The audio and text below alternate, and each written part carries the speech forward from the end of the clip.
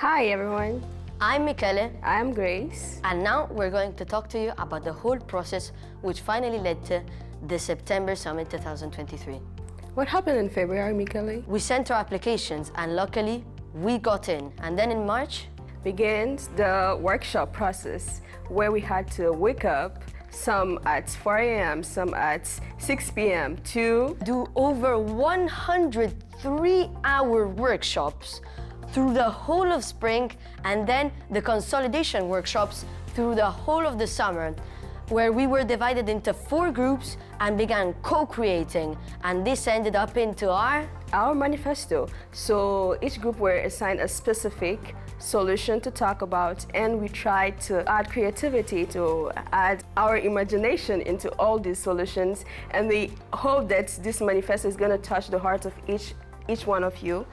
Some of us also got special tasks, and Michele and I remember having like workshop with Miss Charlotte, and it was a good experience for each of us. And some of us also had to work, had special tasks like hosting the ambassador lunch. Thank you. And we also worked at the start of September and also at the end of August, and that was a lot of work. But I think the process, it was really nice. We were from over 50 countries, and our differences, our cultural and geographical differences, those were actually our strengths, because our opinions merged together. We could get the best from each one and end up with the best products. And the funny thing is that though we were all different, we could find these similarities among all these cultures, among all these local communities. We found solutions to address each problem in different countries, and that's what makes us different, but also amazing and perfect in our own way. We worked extremely well. And here we are in Billund for the September 2023 Summit. This is how we got here. And we are extremely excited to be able to share our opinions and ideas with all of you. Welcome to the 2023 live show.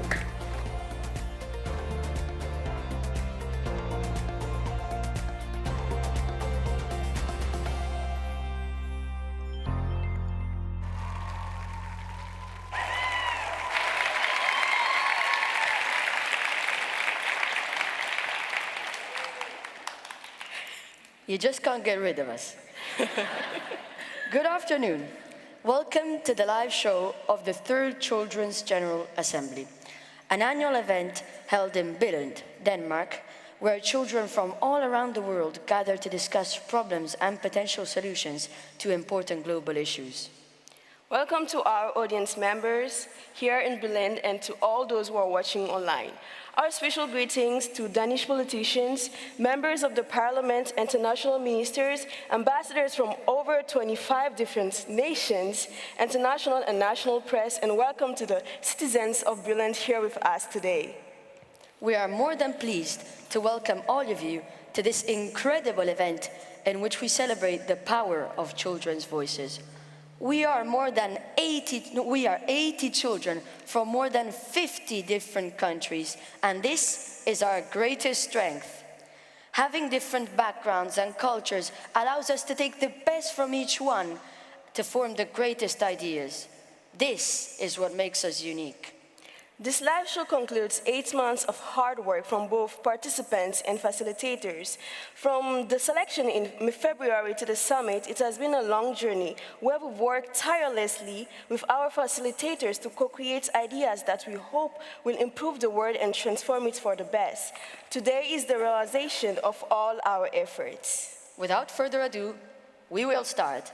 Let the assembly begin.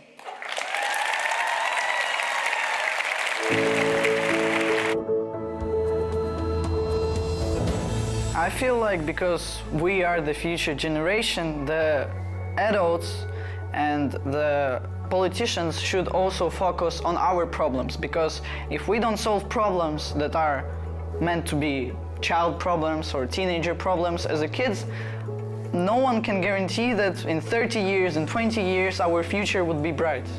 And personally, for me in my community, children are not given as much importance as adults are given. So I feel like incorporating our ideas can help the community not only like it's not only an improvement for them, but it also helps towards how fast and efficiently we move, and making sure that everyone benefits, not only like the community itself, but like the future and how fast we move. So yeah.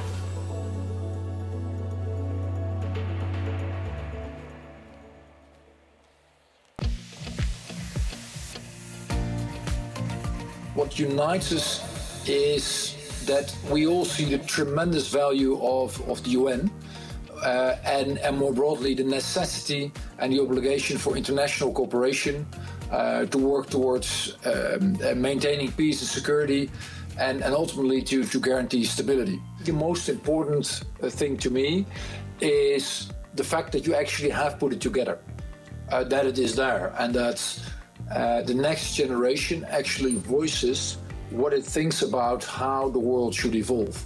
Because I do feel that your generation should be listened to and should also make sure that it is being heard.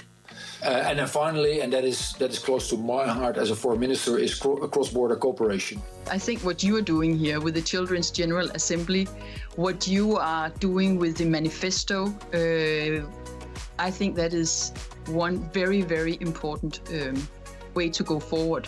You know, some people say action speaks louder than words. Some people say that it matters how you behave more than what you say. I think that talk has been a little bit underappreciated. I think talk matters a lot. And the kind of talk that you engage with each other in your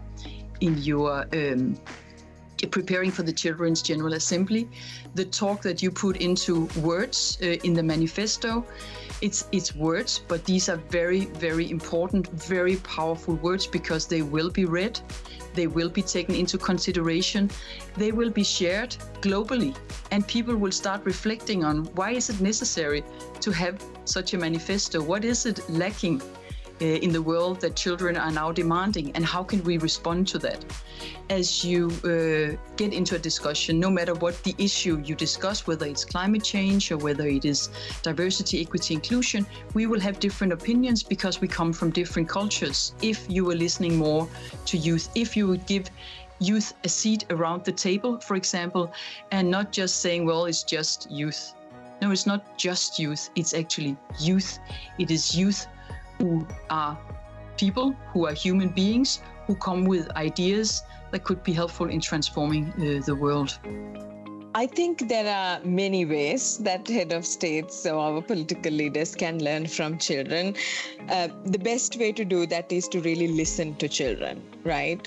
We, in our societies, in most of our societies, we see children and young people as adults in training that one day will be able to contribute to important decision-making processes, right? But you know this best.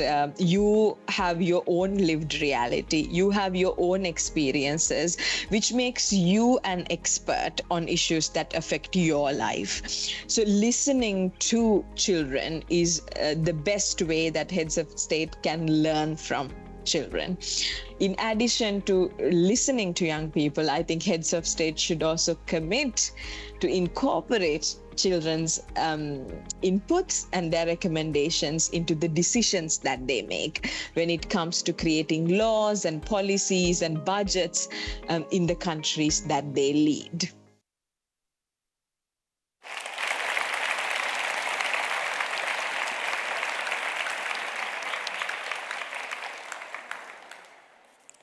Now, we will dialogue with Uni, an AI generated to merge all of the voices and faces of all CGA participants from all ears. At first, many CGA participants, including ourselves, were slightly skeptical towards this new idea of Uni. Yet, we have come to understand that Uni is not a proper AI like ChatGPT. Instead, Uni is us. It is our words and our thoughts, pronounced by all of us contemporarily, to amplify, not represent, our voices and ideas. That said, let's talk with Uni about some important themes of our 2023 joint manifesto. Hello, Uni. Hi, everyone. I'm so happy to be here.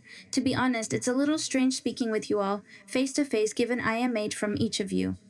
But I'm honored to help champion your ideas and amplify your voices. Welcome to the 2023 live show.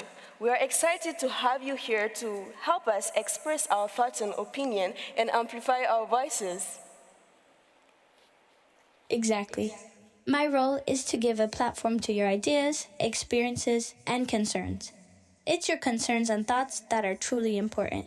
I'm here to make sure the world listens to what the next generation has to say. Yes, indeed.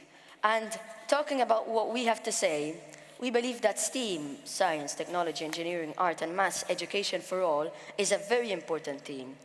To contrast the inequalities related to this topic, we must inform people that STEAM subjects are not suited for a particular group of people only, but for everyone on this earth.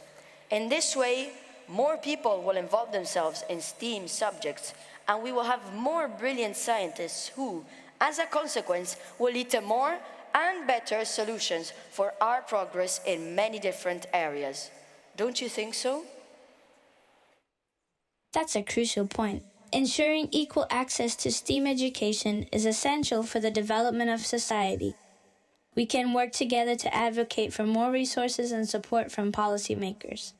Let's raise awareness about the importance of STEAM for all and create inclusive learning environments using both traditional tools like books and digital resources like the internet. Yes, we agree. Moreover, we have been also talking about mental health, which is a fundamental issue. And it is important for each individual to start the day with a smile so that he is able to encounter all the difficulties and to overcome all of them. But unfortunately, according to the World Health Organization, in 2019 only, more than 970 million people suffered from mental disorder. And more than 208 million of these were suffering from depression. This has to change. What are your thoughts on that, Uni? Mental health is indeed the cornerstone of our well-being. We can start by creating safe spaces where everyone feels comfortable discussing their feelings and seeking help. Let's raise awareness about mental health issues and the importance of seeking support when needed. It's essential to teach children from an early age how to cope with their emotions and manage stress, and also make mental health care more accessible for everyone. Dear Uni, we have talked about just a few incredibly relevant issues amongst the myriad that we are having to face in this period of time. We believe, though, that adults should listen more to children, as they might have very different views of the world, and help them tackle hard problems in more creative and effective methods, which would result in helping them greatly. We are also more open-minded and innovative than adults, to qualities which are crucial in making the best decisions possible. Don't you agree? Your voices are important. We need to empower adults to actively listen to and respect children's perspectives. By advocating for children's rights and creating spaces like the Children's General Assembly, we can ensure that your voices are listened to on subjects that concern you. It's crucial to create a safe and inclusive environment where all voices are valued. To reach this objective, we are determined to let our ideas be known by as many people and governments as possible. How do you think us, children and youth from CGA, could reach out to more people and share our projects and opinions more globally? I admire your determination. We can use various platforms like social media, presentations, and art exhibitions to share our ideas and experiences. We should be included in the decision-making process both in school and outside to learn how to raise our voices and have our opinions listened to. By introducing accountability structures within organizations that provide participation spaces, we can ensure that our engagement is meaningful and inclusive. Well, unfortunately, our discussion is coming to an end. It has been a pleasure meeting you, Uni. Thank you for helping us spread our voices and opinion. Technology is a great instrument to be used to help us in reaching our goals. We hope that this great effort will have the best possible results. You're all incredible, and I'm proud to represent each one of you. Together, we can make a difference and create a world where every child's voice is valued and listened to. Tune in to capitallostchildren.com to learn more about the Children's General Assembly process. Let's take bold action and build a future full of hope, harmony, and endless possibilities. Thank you, Uni.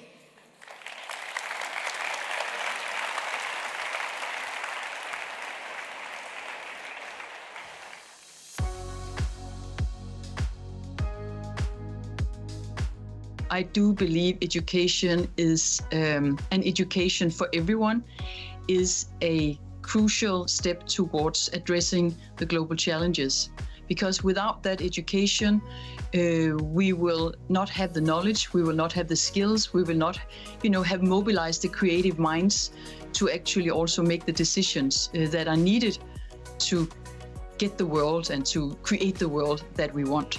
So yes, I do. And I think behind me, it's not just me, behind me, we have a lot of research, as you know, who will actually support that focus on education to be very, very important. And one thing is the education in the classroom, but then there's also the education outside the classroom, the learning that you embark upon.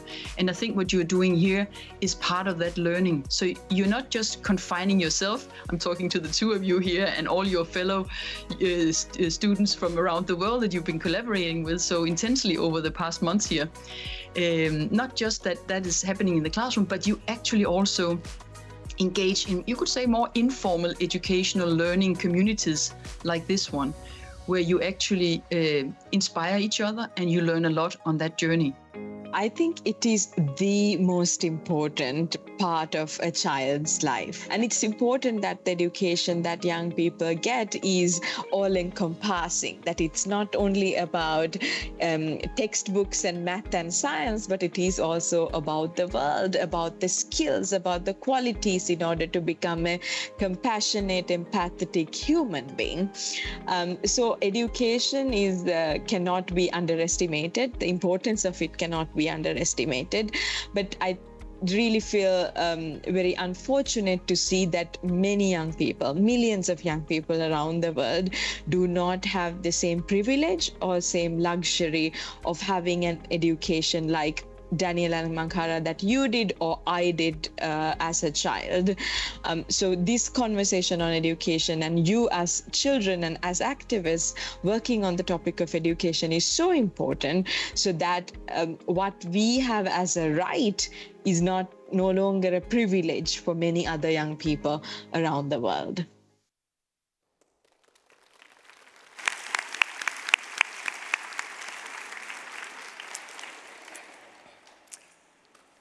So welcome to you, the live audience here in Billund, the capital of children. Welcome also to all the state leaders that are sitting over in New York at the UN General Assembly. And of course, welcome to you that are following this live stream right now. My name is Christopher Jewell. I represent the DRIVE Foundation, where we work to provide better education for children with special needs globally. But much more important, I'm sitting here with Nana from Denmark and Una from Botswana. And the two of you are representing, of course, both your countries, but you're also representing all the 80 students that have participated in the Children's General Assembly. Now, one of the things I've heard a few times today is the word co-creation. What is that, and tell us about that, Nana? So to us, co-creation is working towards bridging the gap between whether it's children and adults or different countries, and generally just making our differences smaller and getting more perspectives and more ideas into solutions and making more innovative solutions. Yeah, so innovative solutions. What do you think, Una? Okay, so listening to what we're talking about, co-creation is very important, especially in terms of communication. You know, communication, there's actually someone talking, someone hearing, someone responding. So I believe that co-creation is very important because we're trying to actually bridge the gap, as Nana has already said, between adults, like the world leaders right now who are listening to us right now, and us children who have been here for the summit or who are engaged online. So I believe that it's very important for us to learn to work together, to actually compromise and get like viable solutions. She's been talking about innovative solutions, and I actually agree with her because co-creation is very important because it links us together. We're able to do, more together. Yes. And you stress the importance of communication. Yeah. So, Nana, how do we get the children's voices heard even better? So of course it's about being invited to different stuff and also children pushing the boundaries and pushing to get out there and to get seen. I was invited to Dansk Industri, where I was invited to give a speech together with 2 former participants from the CGA last year, to give a speech about co-creation with businesses and how we can make children's voices heard and why it benefits for both. Wow. So Dansk Industri is an association of some of the biggest companies in Denmark, and you were standing in front of all these business leaders, telling them what to do. That's pretty cool. What about you, Yuna, from where you come from? Okay, I would like to actually start from where I am from, like Botswana. We actually have like a child parliament called the NCCF. It's actually an abbreviation called the National Children's Consultative Forum. So we're actually able to engage with our leaders. We are able to hear, they're able to listen to us, actually. We come up with solutions to the problems that we bring up. Yeah. So basically, we bring the problem and the solution. So we actually engage with them, we actually cooperate together, and we're still ongoing. It's like a work in progress. As if that is not enough, the African Union actually listened to us when we were talking at Lesotho for the first annual ordinary session. Yeah. For the first time, it was a question, why child participation? So after our manifesto, after we talked and twirled with the leaders of Africa, they actually established the first ever African Union Children's Participation Forum, which is a big step for us in Africa. Wow. Well done. Really impressive, really impressive. So both of you, when we talk about co-creation, it sounds like that you children are really good at it. But what about us adults? I mean, can we learn to co-create with children? What do you think, Nana? So in my opinion, adults can. Thank you.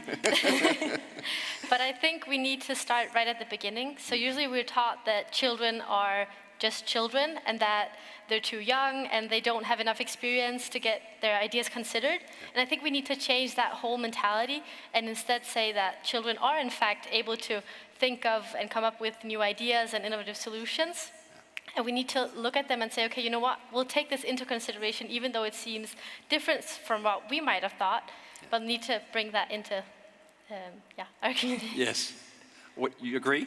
I actually agree, because when we're talking about communication, we're actually also considering the fact that our adults are more experienced, but we all need to be experienced somehow. We all need to take a step forward, or else we remain children unlearned and stuff. So our main take is that parents can actually learn to co-create from children, because we have to change our mindset. It starts from the very beginning, because we have this mentality that now, the parents are superior, us, our voices, they're somewhere there. But right now, we're in a generation that's actually innovative. We're moving more forward. So we actually want our voices to be heard as children, but we don't want to suppress our parents because they're older. We actually want to have a linkage between children and adults, being able to understand one another, to come up with viable solutions and actually communicate like what's happening here in the capital of children. The CGA is actually amazing because it's now like it is a global foundation, a global movement.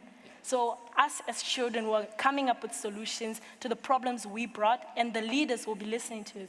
We expect that as the audience, the ambassadors are here, they will give us feedback at the end of the summit that we'll be engaging. We'll be like dialogues, but this time there's actually feedback. So thank you. Thank you very much. Thank you, Nana. Thank you. Thank you. Let's give them a warm.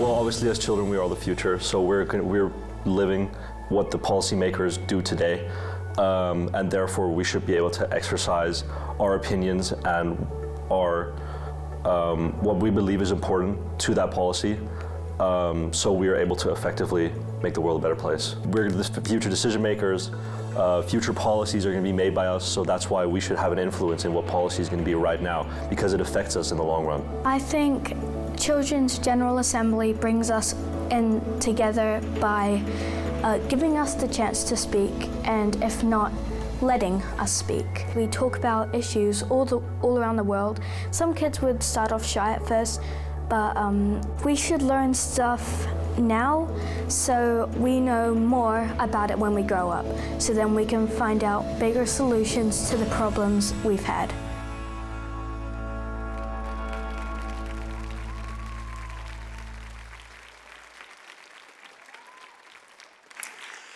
So welcome back.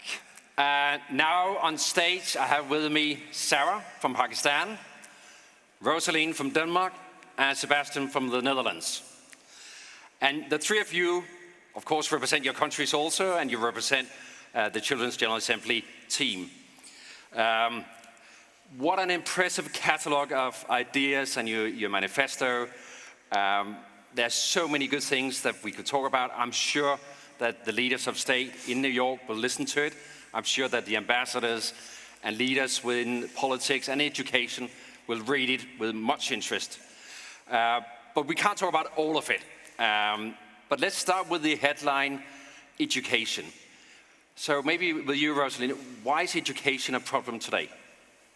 Unfortunately, education is not a given all around the world. And that is a huge problem because education is key to many of the problems we're facing today. It is through education that we learn about challenges and how to overcome them. And Sarah, what's your view?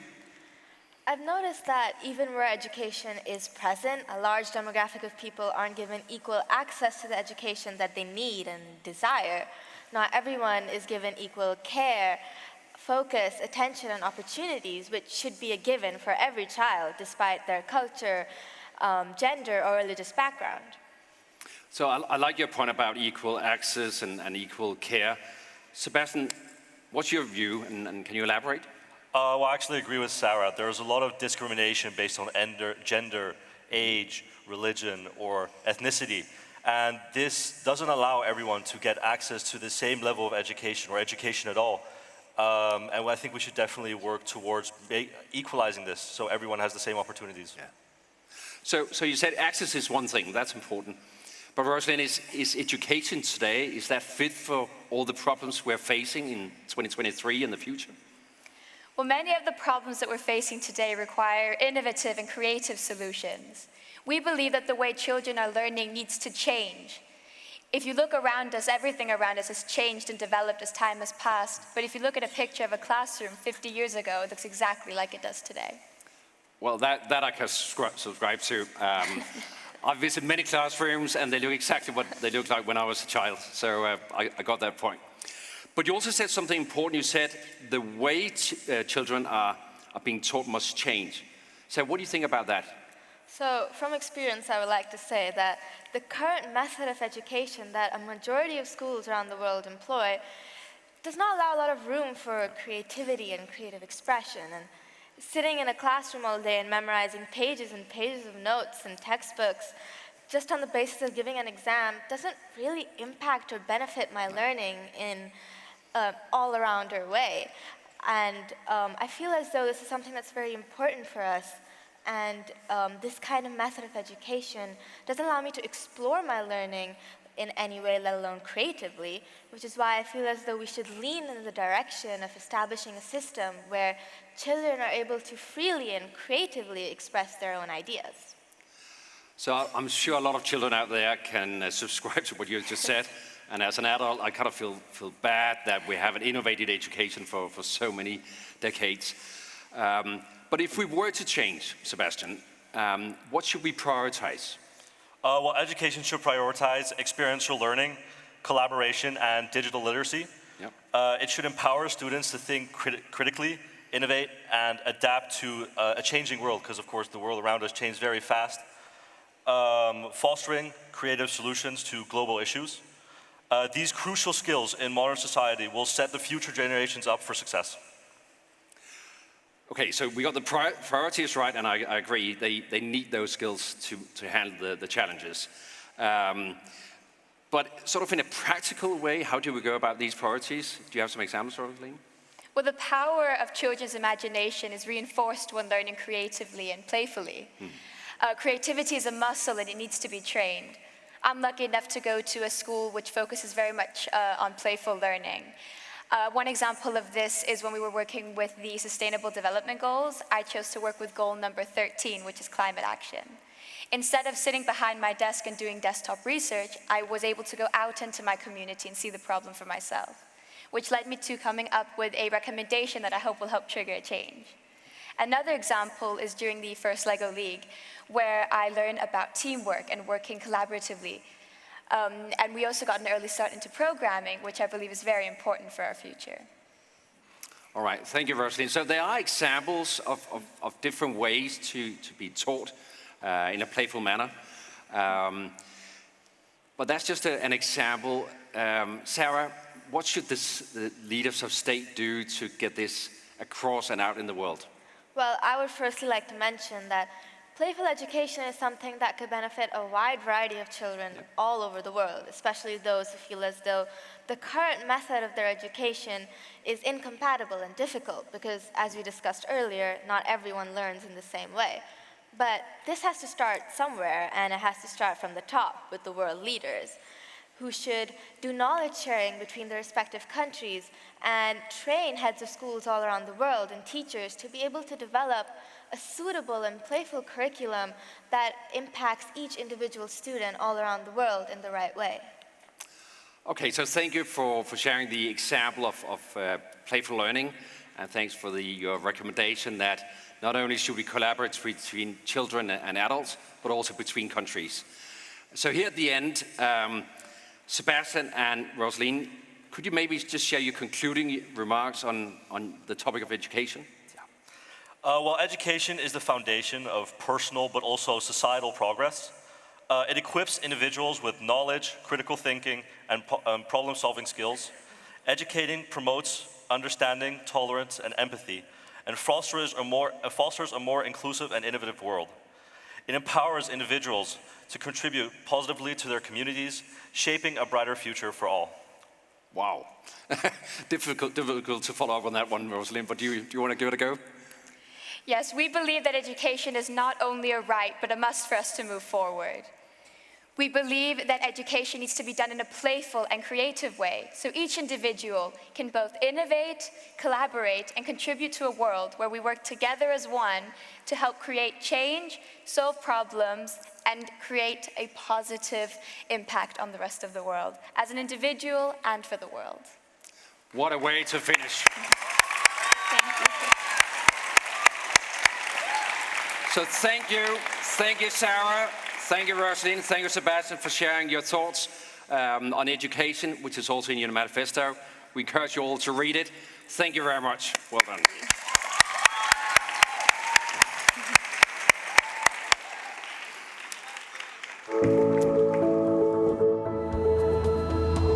So, in my opinion, the voices of children and youth is very important because, as they say, we are the voices of tomorrow.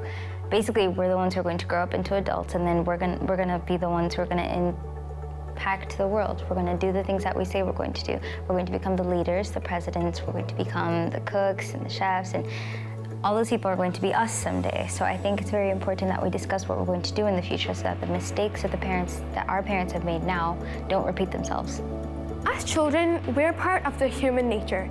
And since we're part of the human nature, we bring about these whole new, fresh perspectives. Because since we're children, and we don't really have these opportunities to be sharing our perspectives, the world hasn't heard whatever we want to share. And not only are we trying to impact children across the world, but we're trying to impact these little groups and these little problems that we see in our everyday life. They might not be that big of a deal to an adult who may have this power to share their opinions, let's say a politician, but when we see it and we get this opportunity, we get to bring this whole new sight into the world, and we get to change the human nature. So I think that's why we need to hear children's voices.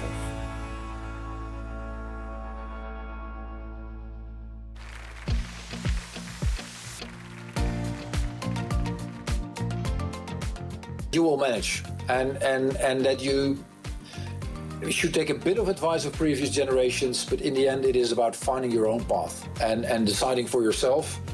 And bear in mind that people my age, and particularly people older than I, if there's one thing very true, it is that in the end they're quite jealous, because you are the future and there is no substitute for youth. My one advice is ask questions. Just keep on critically, positively asking questions.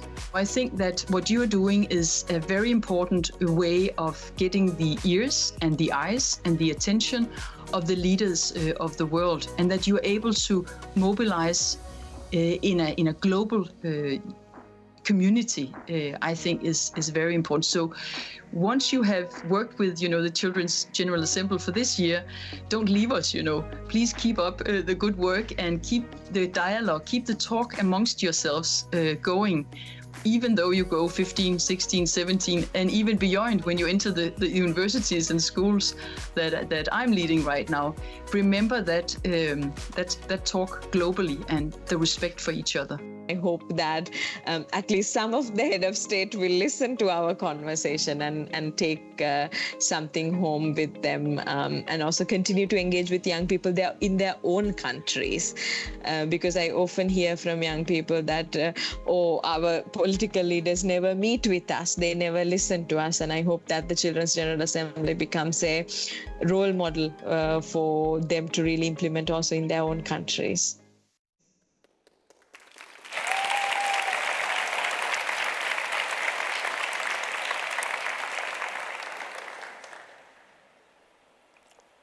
Hello again. Now it's time to say goodbye. But before we do so, we would like to invite all CGA 23 participants on stage. Please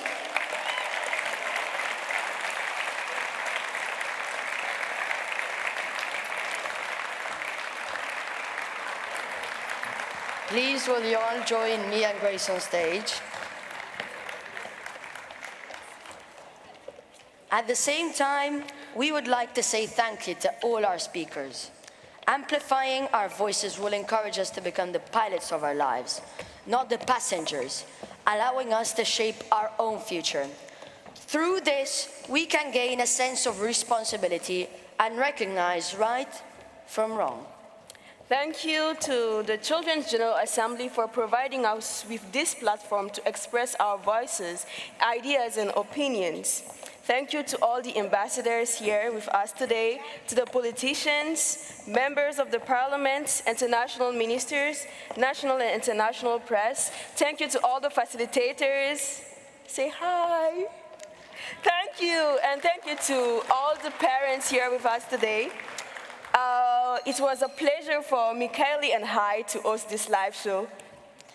This assembly has shown that we have the creativity and passion to make a difference. We have discovered the power of our voices. We can utilize this energy to collaborate with the world leaders, and together we can co-create solutions to the world's most pressing issues. The world's challenges are vast, but so is our determination. Here we are, 80 children, determined to co-create these ideas for a better world, and we worked extremely hard. We hope that our message will get to the world leaders. We hereby invite you to co-create. Thank you very much.